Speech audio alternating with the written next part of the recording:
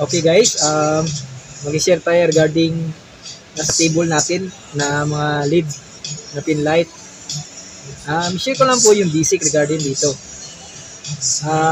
Ang tawag po dito sa amin, tawag po naman dito is round down light with glass. Basically, resisto nga klase. Ulitin ko pa, ang tawag po namin dito is round down light with glass.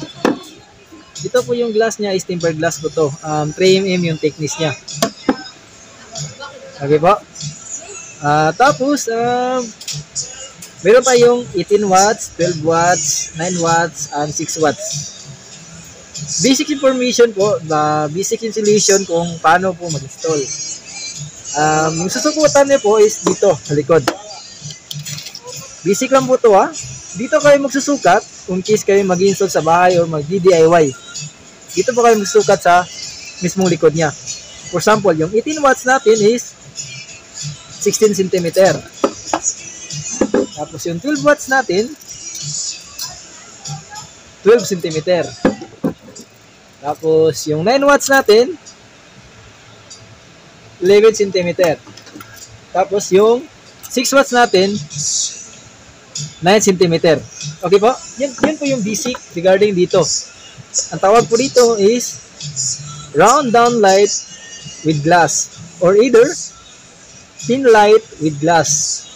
Yun po dalawang tawag ito. Yung mga pin light with glass is galing na po yan sa customer. Dito po sa amin is galing po sa price tag. Yan po yung basic natin. Salamat sa panonood bro. God bless. Tapos papailawin po natin yung ano natin, yung pin light na with glass. Ito po is 18 watts. Oh, naka-off pala. Yun, 18 watts po to. Oh my God! Ito naman po is 12 watts.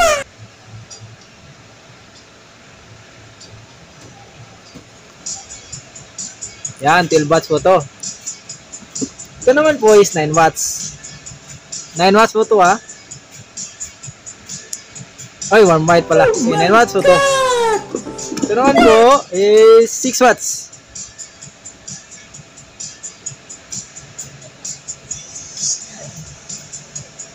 Yan. Yan lang po. Salamat po sa panonood.